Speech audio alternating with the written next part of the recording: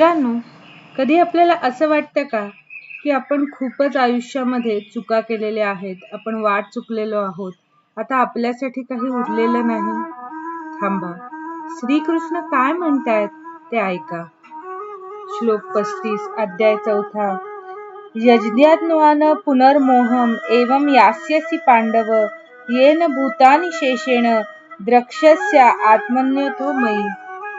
जेव्हा खरं ज्ञान मिळतं तेव्हा द्वेष नाहीसा होतो, अहंकार विरघळतो आणि मनात फक्त एकच एकत्व उरतं.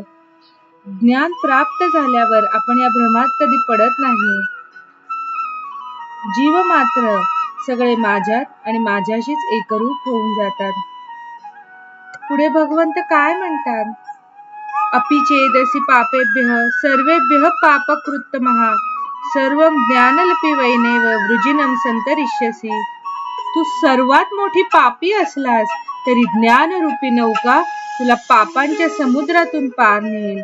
तुझा भूतकाळ काहीही असो, तू तुटलेला असलास, हरलेला असलास, ज्ञान तुला नव्याने जन्म देऊ शकतं.